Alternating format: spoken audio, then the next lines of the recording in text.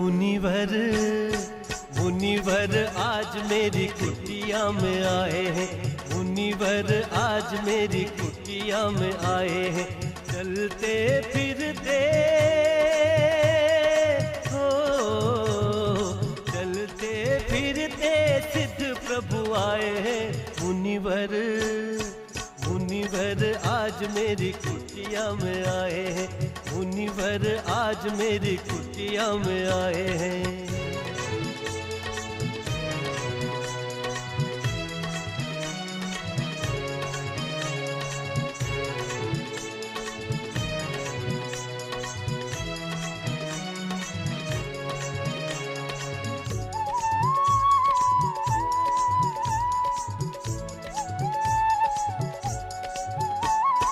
हाथ कमंडल बगल में पिछी है, हाथ कमंडल बगल में पिछी है।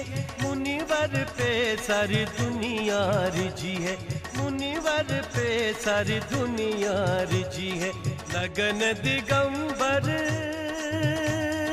हो, लगन दिगंबर मुनिवर आए हैं।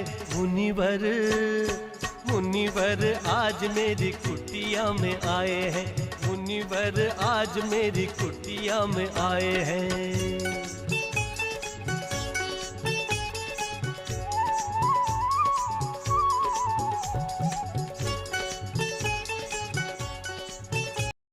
जो तुम ना सुनोगे तो कौन सुनेगा, साथी हमारा कौन बनेगा, साथी हमारा कौन बनेगा।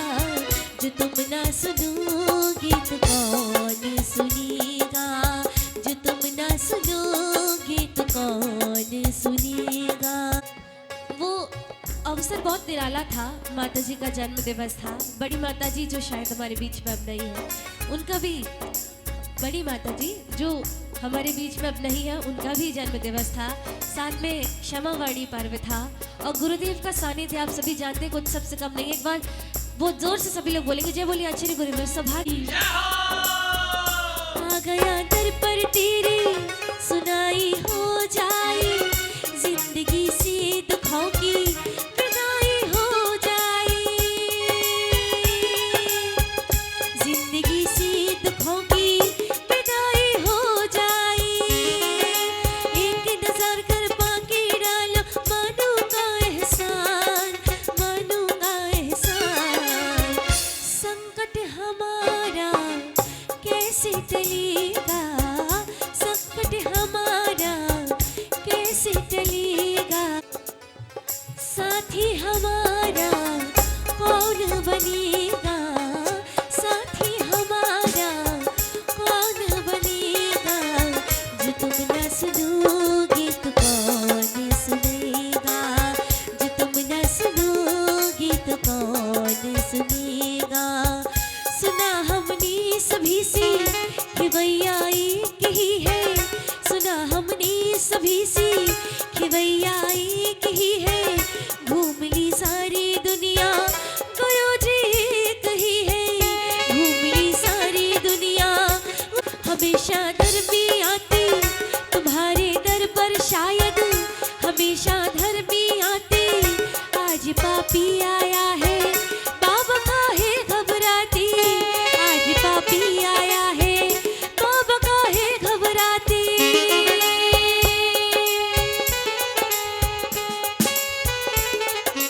हमने सुना है तेरी नजर में सब है एक समान, सब है एक समान। इस रातों आज चलेगा, जो तुम ना सुनोगे तो कौन सुनेगा, सुनेगा। संकट हमारा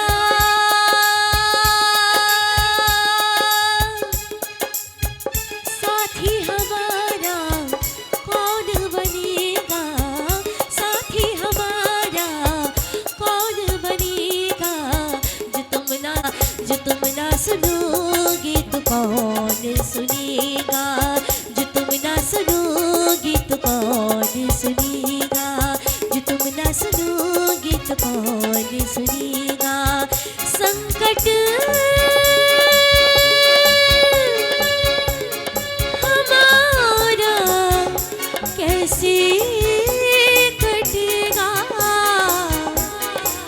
जो तुम ना सुनोगे, ना सुनोगे तो कौन सुनेगा, तो कौन सुनेगा, तो कौन सुनेगा। जय बोले आचार्य गुरुदेव सौभाग्य सागर जी महाराज की। DLF के भाग आज खुल जाएंगे, गुरुवर आए हैं। मेरे DLF के भाग आज खुल गए हैं, DLF आए हैं। गुरुवर आए हैं, आए हैं, गुरुवर आए हैं। गुरुवर आए हैं, आए हैं, गुरुवर आए हैं। गुरुवर आए हैं तो DLF जगमगाया है। हर जीवन में नया सवेरा आया है। ये तो घर घर सुख बरसाने आए हैं, गुरुवर आए हैं। ये तो घर घर सुख बरसाने आए हैं, गुरुवर आए हैं। सुख चैन सुकून लेकर आए हैं। सुख चैन सुकून लेकर आए हैं। इस धरती को स्वर्ग बनाए हैं। इस धरती को स्वर्ग बनाए हैं। जन्मों जन्मों की प्यास बुझाने आए हैं, गुरुवर आए हैं। मेरे DLF के भाग जगाने आए हैं, गुरुवर आए हैं। आप आए हैं तो आज दिवाली है। आप आए हैं तो आज दिवाली है। सबके चेहरे पे आज खुशहाली है। सबके चेहरे पे आज खुशहाली है। हमें भव सागर से पार लगाने आए हैं, गुरुवर आए हैं। मेरे DLF के भाग जगाने आए हैं, गुरुवर आए हैं। जन जन के जीवन गुरुवर संवारे हैं। जन जन के जीवन गुरुवर संवारे हैं। इनके चरणों में सच्चे उजियारे हैं। इनके चरणों में सच्चे उजियारे हैं। हमारी आत्मा को मोक्ष मार्ग दिखाने आए हैं, गुरुवर आए हैं। मेरे DLF के भाग जगाने आए हैं, गुरुवर आए हैं। मेरे गुरुवर आए हैं, आए हैं, गुरुवर आए हैं। गुरुवर आए हैं, आए हैं, गुरुवर आए हैं। आपके चरणों आचार्य संघ का आपके इस DLF में मंगल आगमन, मंगल प्रवेश हुआ है। आया आपका सौभाग्य नहीं है, परम सौभाग्य का विषय है।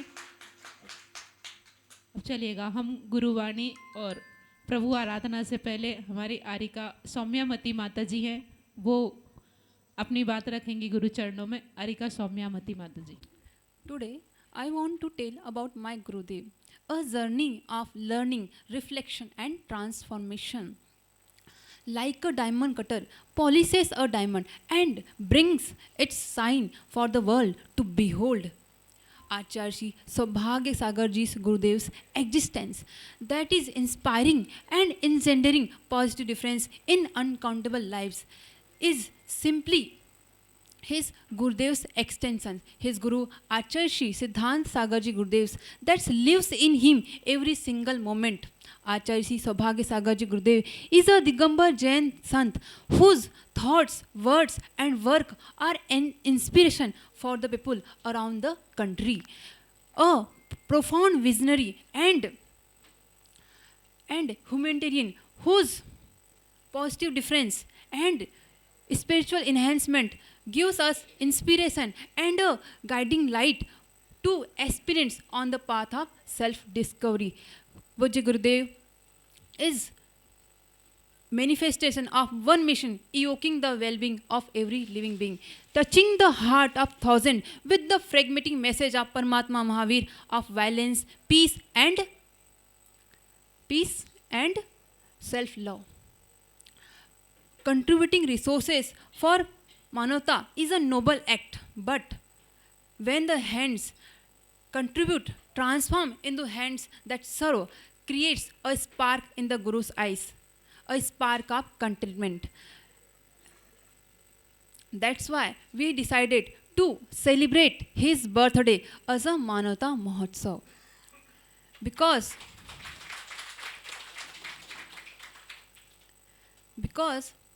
when hands turns into contribute, turns into when the hands turns which serve the people, gives a spark in the Guru's eyes. Because when the virtues that purify and beautify the soul are invaluable and they make the Guru's heart smile. Manavata Mahotsav, the festival of bringing joy to eyes to filled with tears in humanity festival.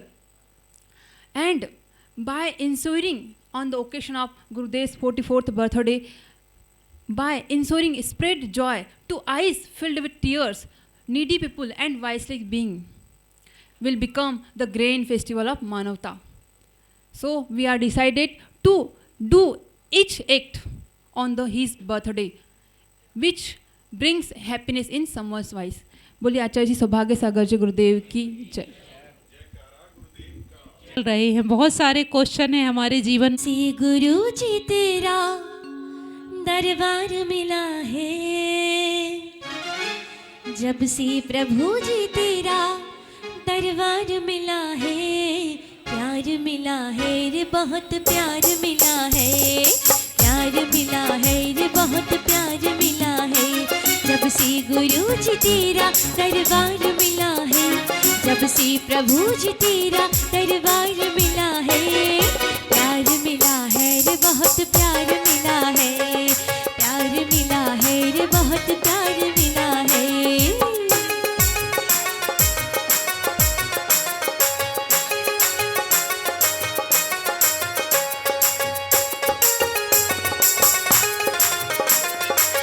ऐसे नहीं बजानी है, beat पे बजानी है। जब से गुरु जी तेरा दरबार मिला है, जब से गुरु जी तेरा दरबार मिला है, प्यार मिला है रे बहुत प्यार मिला है, प्यार मिला है रे बहुत प्यार मिला है।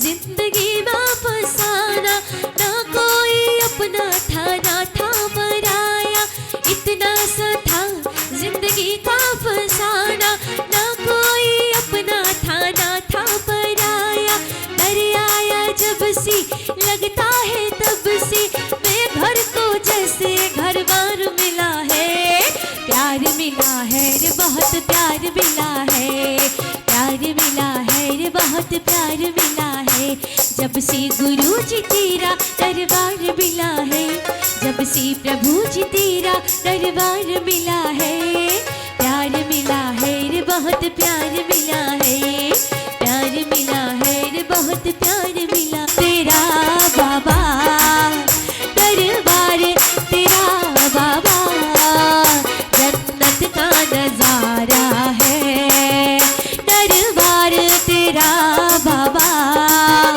दरबार तेरा बाबा जन्नत का नजारा है।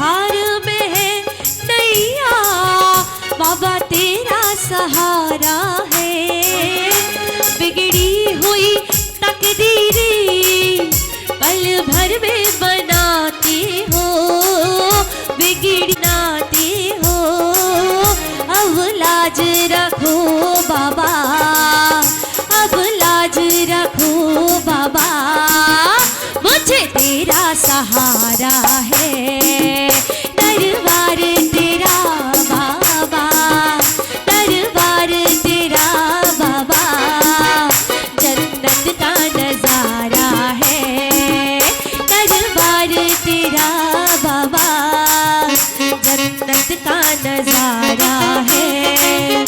और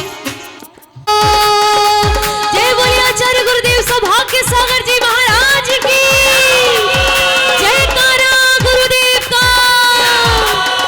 सागर महाराज से निराला है, जयकारा गुरुदेव का। को जब बुलाओ तभी चले आते हैं, है ना। जो भैया लोग वहाँ खड़े हुए हैं सभी लोग आ जाएं यहाँ पर। हम जो गुरुदेव की दिव्य देशना सुनने का हमें अवसर मिल रहा है, सभी भैया लोग आके बैठ जाएं अपने अपने स्थान पर। चलिएगा। हाँ, अभी हमने कुछ कहा था कि आपके मन में अगर कोई विकल्प चल रहे हैं, कोई क्वेश्चन है, आप पूज्य गुरुदेव के समक्ष रख सकते हैं। किसी को पूछना है?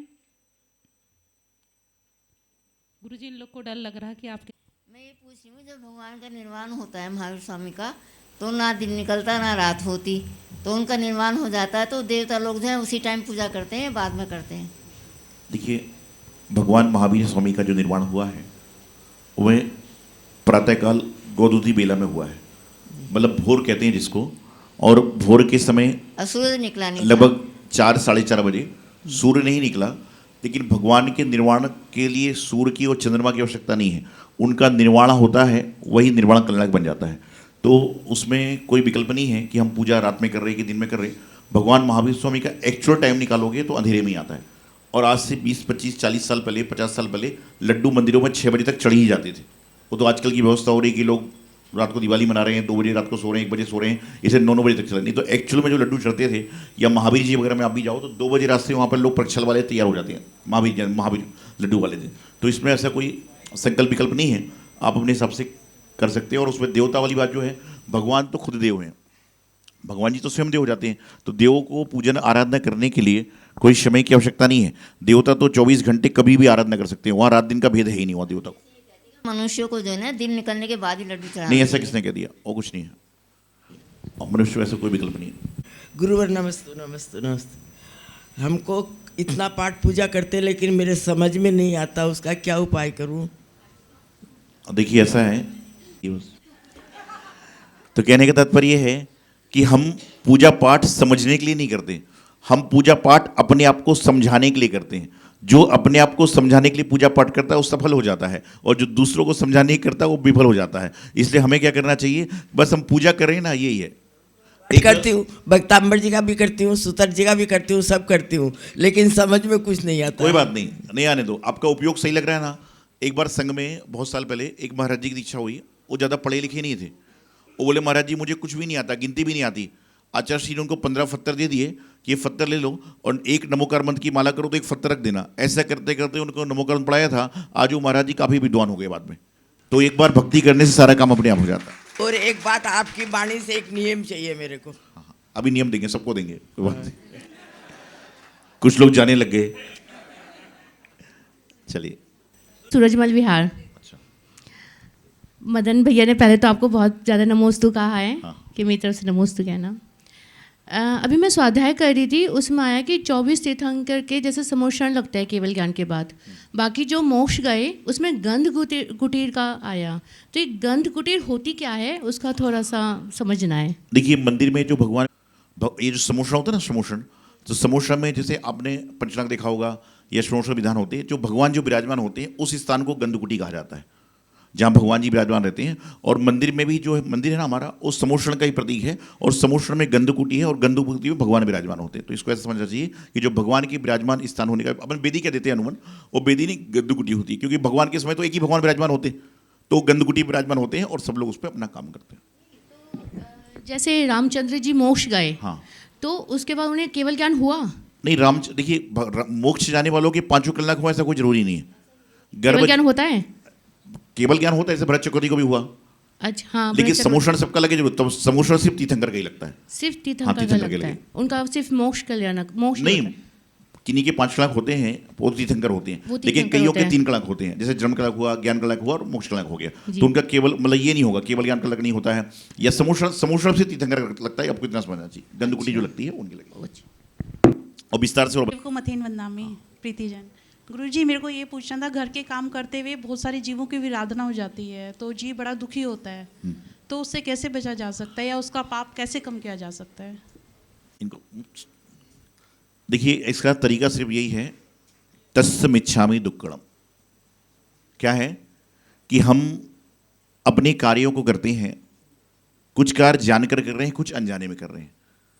तो हमारी जैनिज्म में एक बात कही गई है, यदि आलोचना पाठ आप लोग को आता होगा, किसी को आलोचना पाठ होता है, उसमें एक बात आती है, शमरंभ शमारंभ आरंभ मन बचतन कीने प्रारंभ कृत कारित मोदन करके क्रोधादि चतुष्टय धर के, कि 108 तरह के पापाश्रव प्रत्येक व्यक्ति कर रहा है। कैसे? मन से, वचन से और काय से। मन वचन की बोल कहते हैं ना, कृतकारित मोदन करके, कि समारंभ समारंभ, पहले क्या समारंभ है, समारंभ है, आरंभ है, मन से, वचन से, काय से है।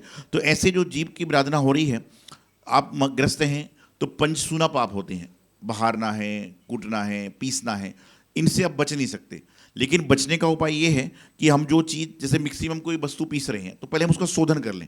शोधन करने के बाद करें, तो शोधन करने के बाद में क्या होगा, जैसे आप आहार देते हैं महाराज जी को या गुरुजी कराते हैं, तो आप क्या करते हैं, वस्तु को भली भांति शोध के देते हैं, उसके बाद भी संत शोधते हैं। ऐसा नहीं कि आपने शोध दिया तो नहीं शोधेंगे। तो क्या होता है कि हम अपना कर्तव्य पूरा करें और उसके बाद भी विराधना तो होगी। मैं बोल भी रहा हूँ ना, इसमें पाप लग रहा है, मैं चल रहा हूँ उसमें पाप लग रहा है, मैं खा रहा हूँ उसमें पाप लग रहा है, लेकिन ये जो मैं बोल रहा हूँ ये भव्य जीवों के कल्याण के लिए बोल रहा हूँ। तो हमें देखना पड़ेगा कि दो, जैसे मंदिर बन रहा है भगवान जी का, स्थानक बन रहा, उपाश्रय बन रहा, इसमें ईंट भी लगती है, ईंट भट्टे पे तपती है, पानी भी लगता है, लेकिन ये ईंट का भी पुण्य है कि वह ईंट वहाँ लग रही जहाँ पर जिन मंदिर बन रहा है, जिन उपाश्रय बन रहे, तो ईंट का भी पुण्य हो जाता है। नहीं तो ईंट होटल में लग जाती, मार्केट में लग जाती, शराब की दुकान में लग जाती, तो दिन भर जो पाप होते हैं, तो हमें उसके पश्चाताप करने के लिए श्रावकों के लिए प्रतिगुण बताया गया। और प्रतिगुण नहीं है तो नमोकार महामंत्र की माला करना चाहिए, जिससे हमारे जो लगे हुए पाप हैं वह क्षम हो जाए, समाप्त नहीं होंगे, कुछ कम हो जाएंगे। आदमी ऐसे हाथ कर रहे हैं, क्या बात है? बस 5 लोग, डीएलएफ में 30-40 घर हैं। अब देखिए, अब नियम सुनिए, नियम क्या है? नियम यह है कि रात में सोने के बाद कुछ नहीं खाना है। कितने लोग ले लेंगे नियम? अरे अब तो हाथ उठा लो दोनों सारे, क्या बात।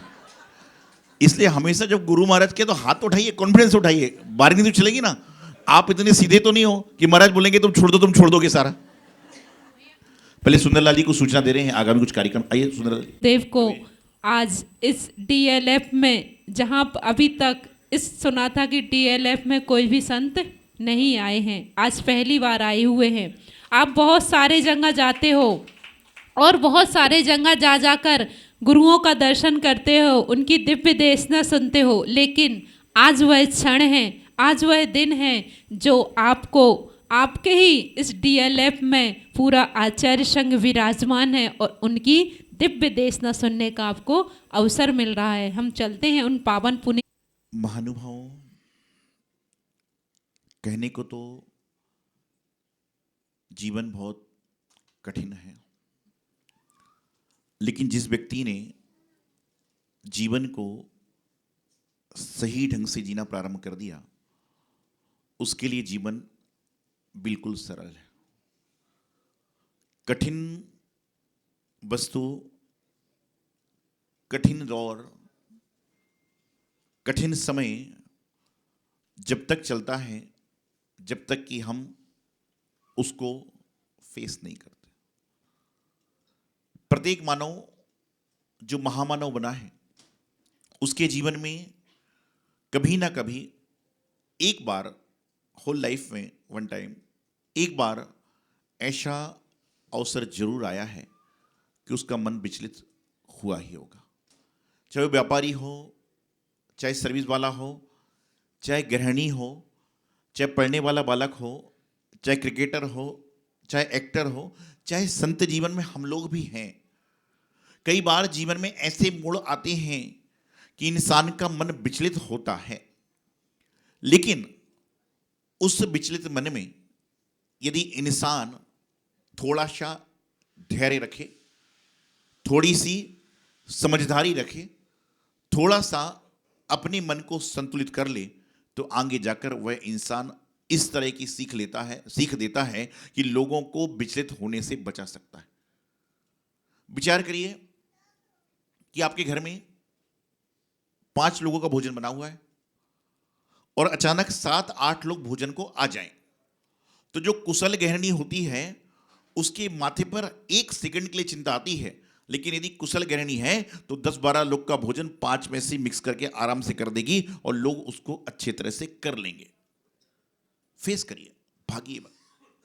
जिंदगी का रूल है, जिंदगी का सिद्धांत है कि जिस वस्तु की तरफ आपने चेहरा किया हुआ है ना, वह वस्तु आपसे भागती है, और जिस वस्तु को आपने पीठ दिखाई है ना, वह वस्तु क्या करती है, आपके पीछे पीछे दौड़ती है। सिस्टम है।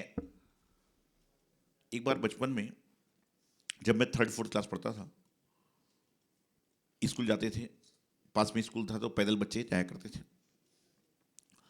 और एक रास्ता थोड़ा घूम के जाता था और एक रास्ता गली में से जाता था। यदि गली से जाते थे तो 10 मिनट कम लगते थे और घूम के जाते थे 10 मिनट एक्स्ट्रा लगते थे। तो अमूमन बच्चे लोग गली से ही जाते, लेकिन उस गली में एक खूंखार कुत्ता था, मतलब डरावना था। बच्चे तो डरते हैं, बड़े भी डरते हैं, बच्चे क्या डरते हैं। तो हम लोग जब निकलते बच्चे लोग तो क्या करते कि मोड़ पे खड़े रहते और इंतजार करते कोई बड़ा बुजुर्ग, दादी बाबा, कोई पिताजी है, उनके पीछे पीछे हो लेते। क्यों? क्योंकि कुत्ता बड़े आदमी से डरेगा और उसके सहारे हम जा रहे हैं तो क्या होगा, हम भी पार हो जाएंगे। ये बिल्कुल ट्रू बात है, सत्य बात है हमारे जीवन को। एक बार एग्जाम था, फाइनल एग्जाम, समय हो रहा था, इतना टाइम नहीं था कि घूम के जाऊं। मैं गली के चौराहे पे खड़ा रहा। अब लगा कि यदि मैं इंतजार करता रहूंगा हो सकता है एग्जाम में बैठने ना मिले। भगवान का नाम लेके जो समझ में आया लेके चल पड़े। डर बैठा था अंदर कि कुत्ता पीछे से ना आ जाए, और जैसे ही जो कुत्ते का घर था वहां पहुंचा तो बड़े डर के डरते डरते, क्या होता ना, डर के मारे इंसान उस वस्तु को देखता जरूर है कि क्या है वो। तो उस तरफ देखा तो मैंने देखा कुत्ता एकदम भागा भागा मेरी ओर आ रहा है। अब आओ देखा ना तो मुंह से चिल्ला रही, और मैंने तेज दौड़ना चालू कर दिया और दौड़ते दौड़ते मैं पहुंच गया एक डेड एंड पे पहुंच गया, जिसके आगे कुछ भागने को नहीं था। अब क्या हो, जब डेड एंड पे पहुंच गया तो डर के मारे मैं पीछे मुड़ा और जोर से चीख निकली, और जब मेरी चीख निकली तो कुत्ता भाग गया। जब मेरी चीख निकली तो कुत्ता भाग गया। तो उस दिन से मैंने रूल बना लिया कि समस्याओं को फेस करो, समस्याओं से भागो मत। और आप भी अपने जीवन का रूल बना लीजिए, कितनी बड़ी समस्या है उसको फेस दिखाएंगे, उसको पीठ नहीं दिखाएंगे। जो फेस दिखाएगा उसकी समस्या अपने आप भाग जाएगी, और जो पीठ दिखाएगा समस्या उसके साथ में लग जाएगी। कठिन दौर है जीवन में, हर व्यक्ति के साथ में समस्याएं चलती हैं, और समस्याएं ना हो तो जीवन का आनंद नहीं है। लेकिन कुछ समस्याओं में टूटकर बिखर जाते हैं और कुछ समस्याओं में निखर जाते हैं। हमारा मानना तो यह है, समस्याएं आपको निखारने के लिए भी आती हैं और समस्याएं आपको बिखरने के लिए भी आती हैं। आपके हाथ में है, आप निखर सकते हो कि बिखर सकते हो। परमात्मा ने जिस व्यक्ति को चोंच दी है उसको दाना भी दिया है। अंतर इतना है कि पेट भरने का साधन परमात्मा ने सबको दिया, लेकिन पेटी भरने का सामर्थ्य भगवान ने कुछ कुछ लोगों को दिया। पेट की चिंता लोगों को नहीं है, बल्कि पेटी की चिंता है। इंसान को अपनी चिंता नहीं, आने वाले समय में क्या होगा उसकी चिंता है। आने वाले समय पता नहीं कहां पर होंगे। और मैं तो हमेशा एक बात कहता हूं कि जो आपको अवसर मिला है उसका लाभ उठाइए। कितनी सुंदर बात आपको मालूम चली, बहुत सारे लोगों को शायद पहली बार मालूम बात चली होगी कि जो मंदिर में भगवान विराजमान हैं वह पहले डीएलएफ में विराजमान थे, उसके बाद में जिन मंदिर में जाकर विराजमान हुए हैं। तो जहां पर भगवान सालों साल पहले विराजमान थे तो वहां पर उनके भक्त कैसे नहीं आएंगे। देर से आएंगे लेकिन आएंगे जरूर। कल चर्चा चली शाम को कि डीएलएफ में तक महाराज जी आए हैं, लेकिन पहली बार आचार्य संघ का आना हो रहा। पैसे आए, आहार करे, चल पड़े, सत्संग हुआ, हो गया। जीवन में मैं हमेशा एक बात कहता हूं, सत्संग के क्षण को और अन्य के कण को कभी व्यर्थ ना जाने दें। पता नहीं कौन सा कण आपके जीवन को उपयोगी बना दे और पता नहीं कौन सा क्षण आपके जीवन को सदुपयोगी बना दे। हमेशा प्रयास कीजिए। परमात्मा ने सबको अवसर दिया है, परमात्मा ने 2 हाथ सबको दिए। 2 हाथ से इंसान प्रार्थना भी कर लेता है और 2 हाथ से इंसान दूसरों को धक्का भी दे देता है। जो प्रार्थना करता है उसकी प्रार्थना से किसी व्यक्ति का कार्य हो ना हो कोई बात नहीं, लेकिन प्रार्थना करने वाले का नाम हमेशा प्रार्थना करने वाले की लिस्ट में आ जाया करता है। एक बार रात्रि में 1:30 बजे के आसपास एक व्यक्ति को पेट में दर्द हुआ, और आज के समय में यदि रात्रि में कुछ एंजाइटी हो जाए, दर्द हो जाए, सीने में पेन हो जाए, तो इंसान क्या करता है? मेडिसिन घर घर में है, लेकिन उसके बाद डॉक्टर लोग सलाह ये देते कि थोड़ा टहल लो। तो अपने बंगले से निकला, 1:30 बजे रात को नौकर चाकर भी सो रहे थे।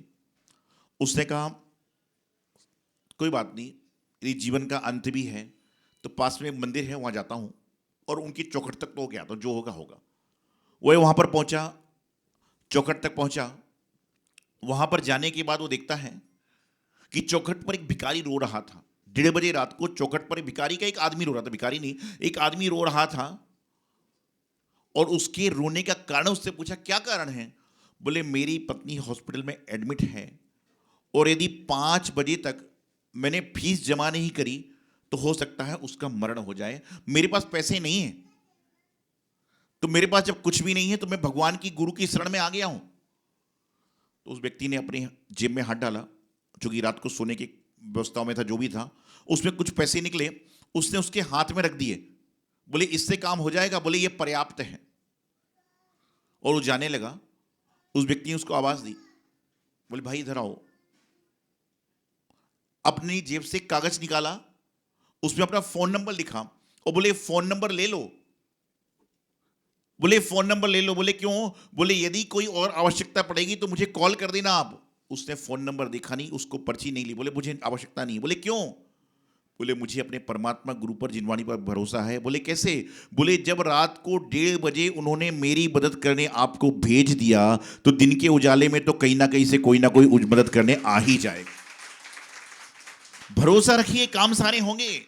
जब रात के अंधेरे में आदमी को टहलने के बहाने परमात्मा ने उसकी मदद करने भेज दिया तो दिन के उजाले में तो बहुत सारे लोग परमात्मा के बंदे किसी न किसी की मदद करने आ जाएंगे। आज हमारा जीवन बड़ा विकट समस्याओं में जी रहा है। घर में 10-12 लोग का समूह होता है और एक फैमिली ग्रुप भी व्हाट्सएप आदि पे बन जाता है। Good morning, good night, breakfast उस पर ही चल रहा है।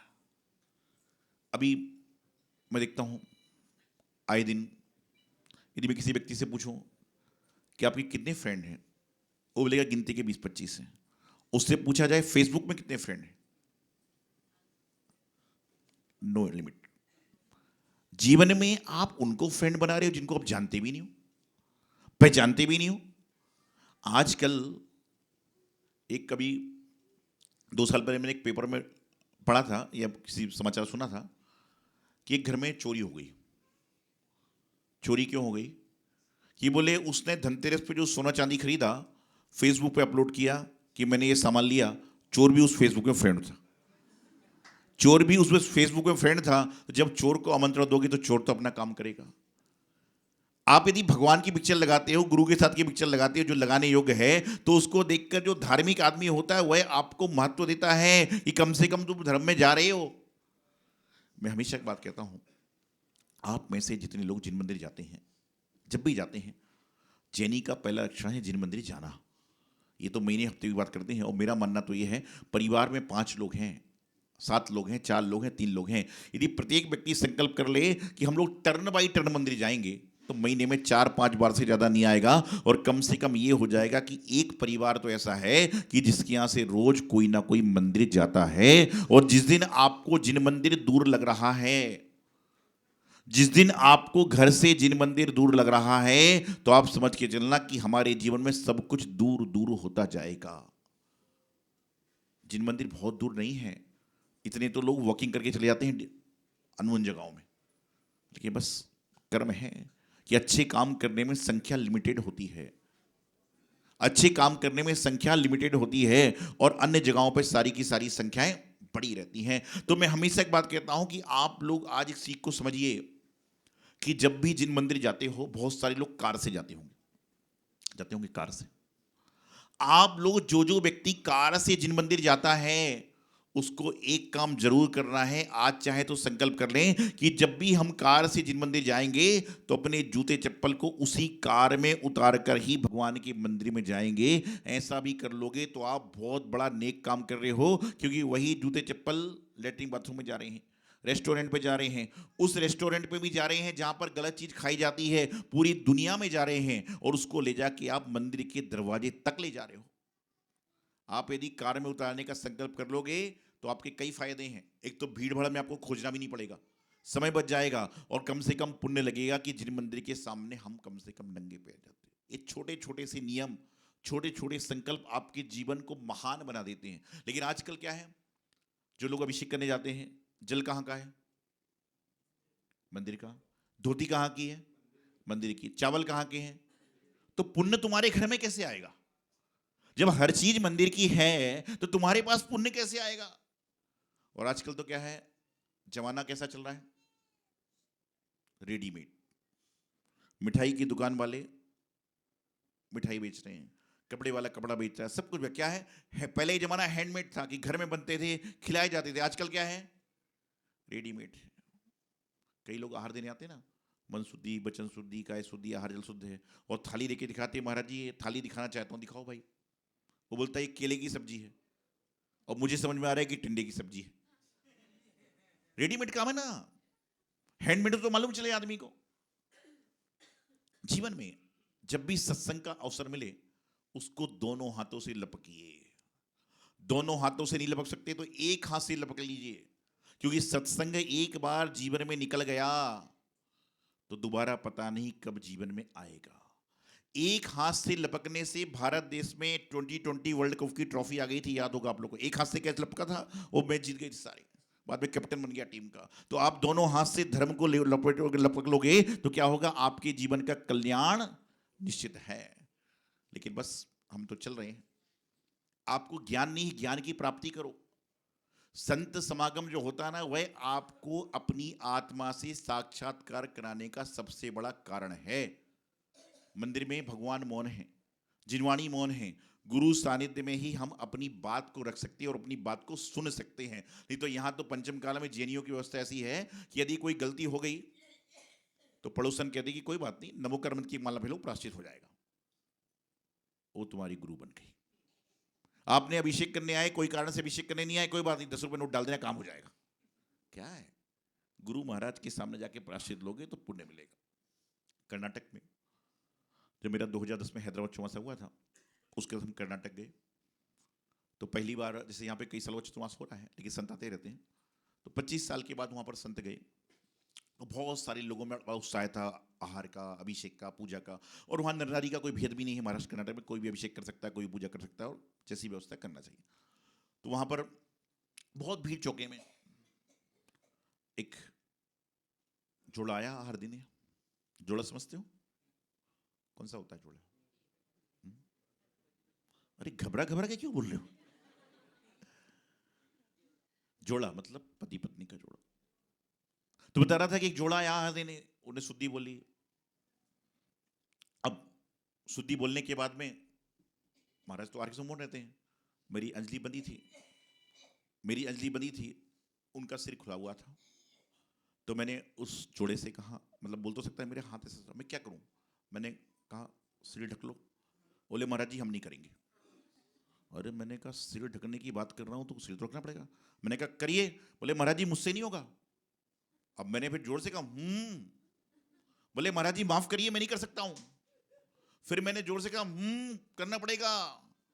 तो दोनों पति पत्नी के हाथ में दूध का लोटा था, मेरे सिर के पास में आए, बोले गोमटेश्वर बाहुबली भगवान की जय। वो तो साथ के लोगों ने रोक दिया। उनको लगा कि महाराज जी कह रहे हैं, मैं क्या कह रहा था, सिर ढको। उनको लगा महाराज बोले अभिषेक करो, अभिषेक करो। गोमटेश्वर बाहुबली भगवान का अभिषेक होता है, मस्त का अभिषेक होता है। तो अब मैंने स्टाइल बदल दिया, मैं ऐसे करता हूं, उल्टा ना हो जाएगा। जीवन में बताना चाहता हूं आपको, ऐसे ऐसे प्रसंग हो जाते हैं, ये अज्ञानता में हैं, लेकिन अज्ञानता के जो प्रसंग होते हैं वो क्षम्य हैं, लेकिन जान कर जो हो रहे हैं वह क्षम्य नहीं है। तो अपने जीवन को अच्छी तरह से बनाना है। तो जब भी आपको अवसर मिले हमेशा ये अवसर का लाभ उठाएं। निरंतर कर्मपुरा जब भी आना हुआ है, कई सालों से आ रहा है, 2016 से लगता आ रहे हैं, तो चाहे आहार हो, चाहे बिहार हो, चाहे दान हो, डीएलएफ वाले किसी न किसी परिवार का नाम वहाँ पर होता ही है। कहीं भी चीज़ हो, कुछ भी चीज़ हो। और हमारे अभी जो सारे डीएलएफ वाले आए, सारे लोग निवेदन करने आए, जब हमारे भक्तांबर जी का समापन चल रहा था तो ये संजय भैया अमृता जी जा रहे थे, तो ये सुंदरलाल जी बता रहे थे कि सोदन बनना है तो ये व्यवस्था है, तो दौड़े दौड़े बोले मुझे सोदन बना दो। तो मैंने कहा तुम 47 दिन तो विधान में नहीं आए, 48 दिन का विधान था ना। बोले महाराज बस सोदन बना दो, कि उनको पता था कि बोले 48 दिन बन जाओ तो सारे विधान का सारा जाएगा। क्या होगा? 48 दिन सोदन बन जाओ, सारे विधान का सारा जाएगा। और उसका सार यही हुआ कि कम से कम महाराज तो उनके घर पे आई गए। उसका सार यही तो होता है कि क्या होता है, गुरु भक्ति करने से यही होता है, सारा का सारा काम संपन्न हो जाता है। तो आप सभी लोग निश्चित रूप से समागम ले रहे हैं, और मेरा मानना तो यही है कि जिन मंदिर हमारे नज़दीक में है तो वही है, और यह वही जिन मंदिर है, शादी का कार्ड पहले मंदिर में जाता है, गृह प्रवेश का जल मंदिर से आता है, बच्चे का जन्म होने के बाद 45 दिन बाद मंदिर ले जाता है, और जब एक समय के बाद बुजुर्ग का कभी उम्र का मरण होता है तो शांति मंदिर से होती है। तो सारा जीवन जब जिन मंदिर से है तो हम क्यों नहीं जिन मंदिर अच्छे से जाएं और अपने जीवन का कल्याण करें, आपका जीवन अच्छा बने, सच्चा बने, यही मंगल सुभावना आचार्य गुरुदेव सिद्धांत सागर जी महाराज।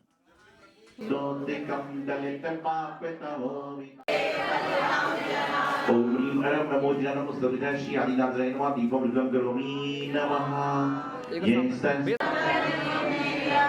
ओम ह्रीं अरं नमो ओहि ज्ञानम विदं सुस्ताय सुखगाय श्री आदिनाथाय नमः दीपं रुद्रं करोमि नमः। ओम ह्रीं अरं नमो परमोहितं मुच्यते कृष्णाय श्री आदिनाथाय नमः दीपं रुद्रं करोमि नमः। वक्तुं गुण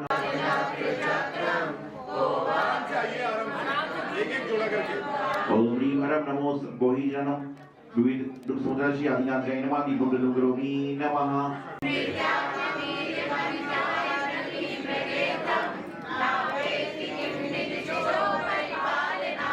ओम ह्रीं अरं नमो अरंतो ज्ञानम नेतोग्राय सकल काल स्थितिग्राय श्री आदिनाथाय नमः दीपं करते वलान्माम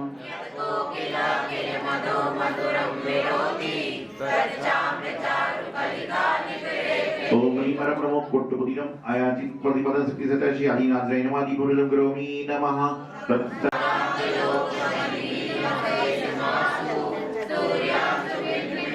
नाम तव संस्तवनं महेने आरभ्यते तनुनयापि तव प्रभावात्।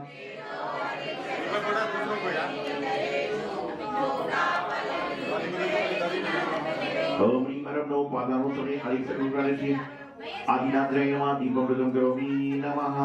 हस्तं तव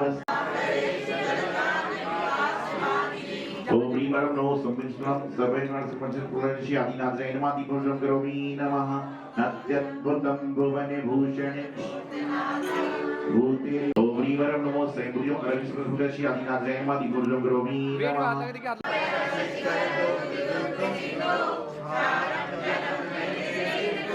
ओम ह्रीं अरं नमो प्रतिभुजं अरविंद श्री आदिनाथाय नमः दीपं रुद्रं करोमि नमः। यह शांति रागे ओम ह्रीं अरं नमो वैभवं सकलविश्वाय श्री आदिनाथाय नमः दीपं रुद्रं करोमि। रुको अभी रुकिए। ओम ह्रीं अरं नमो वैभवं सकलविश्वाय श्री आदिनाथाय नमः दीपं रुद्रं करोमि।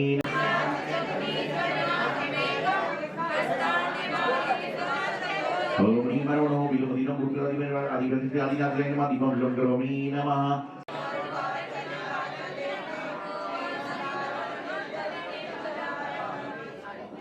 ओम ह्रीं नमो भूतलादिवेन श्री आदिनाथाय नमः दीपं रुद्रं करोमि नमः। मेरे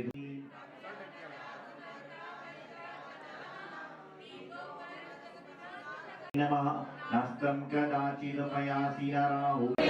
ओम ह्रीं अरं नमो अष्टांग महापुरुष स्वरूपयुक्ताय श्री आदिनाथाय नमः दीपं रुद्रं करोमि नमः। ओम ह्रीं अरं नमो विधिकृतं स्वरूपयुक्ताय श्री आदिनाथाय नमः दीपं रुद्रं करोमि नमः। किं सर्वेषु शशि ओम ह्रीं अरं नमो विद्यां नमो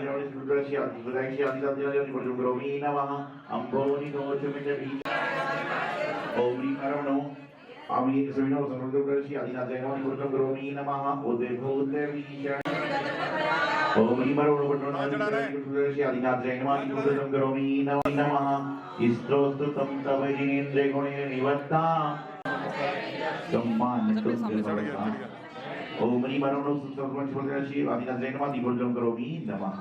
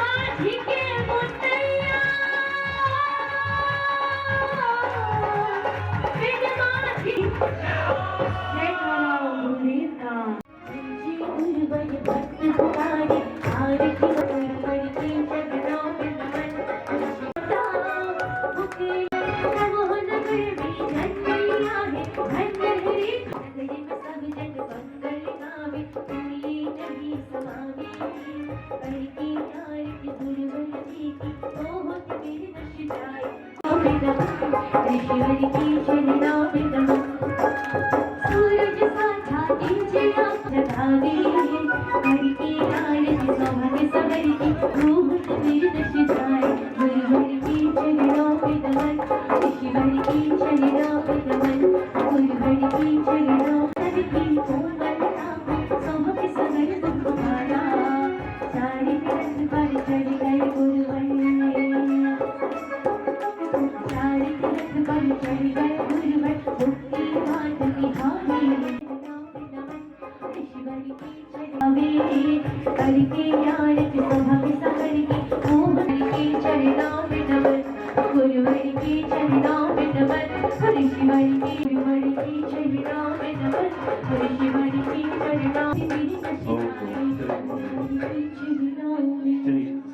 गुरुवर बिना घर, बिना परिवार, बिना सुविधा के जीवन जीते हैं।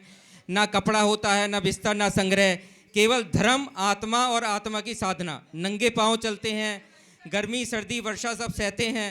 भोजन भी तभी लेते हैं जब कोई श्रद्धालु उन्हें श्रद्धा भाव से आहार कराए, वह भी केवल एक बार, केवल हाथ से। सोचिए, हम साधारण लोग एक दिन भी बिना सुविधा के नहीं रह पाते, और ये महान साधु पूरी उम्र तपस्या और संयम से बिताते हैं। इनकी हर सांस धर्म की साधना है और हर कदम आत्मा को मोक्ष की ओर ले जाने वाला कदम है। आज जब ऐसे गुरुवर हमारे बीच पधारे हैं तो सचमुच ये हमारा DLF कैपिटल ग्रीन धन्य हो गया है। इनके दर्शन मात्र से ही पुण्य बढ़ता है और इनकी वाणी से आत्मा को जागृति मिलती है।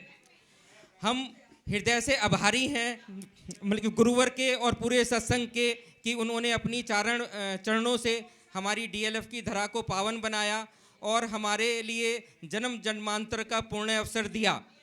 हम लोग साथ में मैं धन्यवाद देता हूं हमारे DLF जैन परिवार और करमपुरा समाज के सभी परिवारों का और आसपास के पंजाबी बाग, जयदेव विहार सभी परिवारों का, जिनके सहयोग और श्रद्धा से यह मंगल अवसर संभव हुआ। आप सभी की अनुपस्थिति ने इस कार्यक्रम की शोभा और बढ़ा दी है। अंत में एक निवेदन है कि कोई भी यहाँ पर बिना प्रसाद ग्रहण किए ना जाए। सबसे ये विनम्र निवेदन है। आप सबका हृदय से अभिवादन और अभिनंदन। धन्यवाद।